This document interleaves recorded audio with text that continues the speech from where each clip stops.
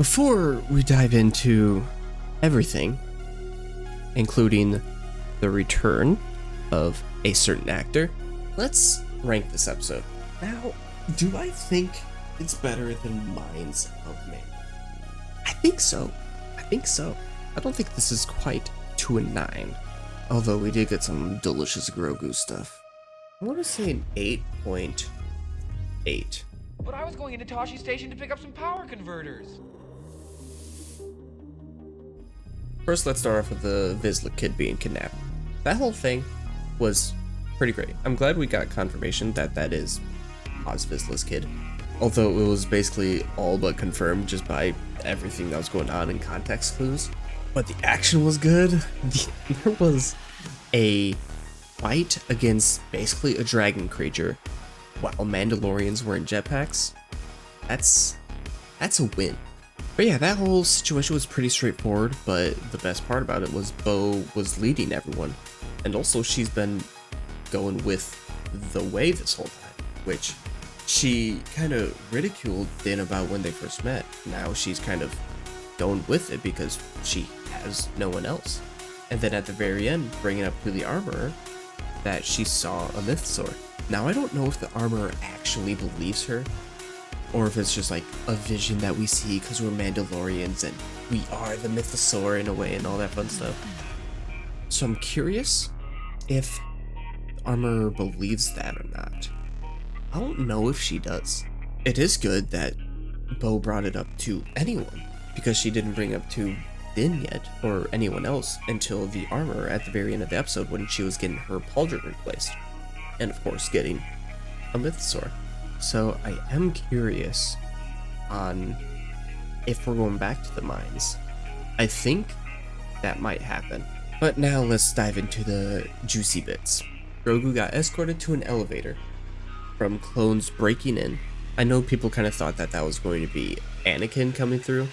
Kind of glad it wasn't, honestly. I'd probably prefer that Anakin didn't know that there was a baby version of Yoda, which honestly maybe he did just because he was around the temple and stuff like that, but either way, that's besides the point. It'd be kind of hard for Anakin to not know about it, and hard for a lot of the Jedi to not know about that, so that's interesting to think about. But either way, the Jedi that helps Grogu escape is the Jedi that I don't know his name of, but he is played by Ahmed Best, who, if you don't know, is Jar Jar Binks.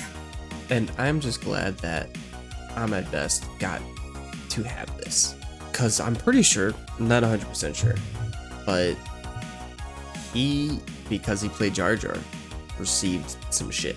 So I'm glad he got to save a character who might very well become one of the people's favorites, because if Grogu survives through the Mandalorian, he has 800 years to live after this point, so he can be in so much. But yeah, Ahmed Best's Jedi picks up Grogu. They escape to a, pretty sure it's a Nubian ship, I forgot it, but it's the ship that they take from Naboo to Tatooine in episode 1. That Naboo ship. Wrong. That is absolutely wrong. Proved over and over again. Wrong.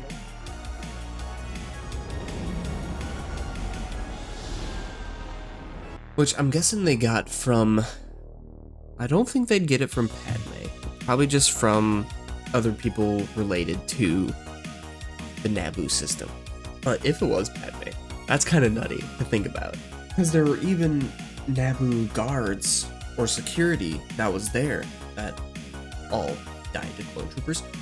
But yeah, now that I'm thinking about it, maybe while Padme was worrying about Anakin, she set up the escape of Grogu. Oh my god, what if that happened? What if we see Padme? I mean, I think it's possible now, just by that ship and the guards alone, because I don't really know who else would have access to that type of ship, and also Naboo security, other than a Naboo senator. I mean, maybe it could be the Organas, but I don't think that makes sense because they're with Alderaan, not Naboo, so crossover doesn't really make sense. But yeah, I think it might have been Padme coordinated that whole thing. But then how does Padme know? Oh god. Either way, that's how they escaped. They had some fighters chasing after him. and then they jump to light speed, which I'm curious of where they end up there, because eventually Grogu gets caught and then taken into custody by bounty hunters, I believe, from episode 1 of Mandalorian. And the Empire was trying to get Grogu. So how did the bounty hunters... God. We got like 2 answers, and now we have like 50 more questions. But yeah, I think that was a solid episode, and I'm really excited to see where it goes from here. I don't know if we're going to get too much Grogu flashbacks from here on out this season. I hope we do, because we are halfway through the season, which is kind of crazy. Thank you for watching. If you liked the video, please give me a like and comment below what you thought of this episode. Also, while you're down there, why not give me a sub so I can feed my kitty? That's just right down there. Hi. What's up? Because if you don't sub, maybe I don't get to feed this little baby boy. Girl. I don't know why I said that. I'm used to talking about my kid. Also, I have a job, so they're gonna be fine. Next week is the final 2 episodes for Bad Batch and chapter 21 for Mandalorian. It's gonna be a busy week. Thank you again for watching, and may the Force be with you.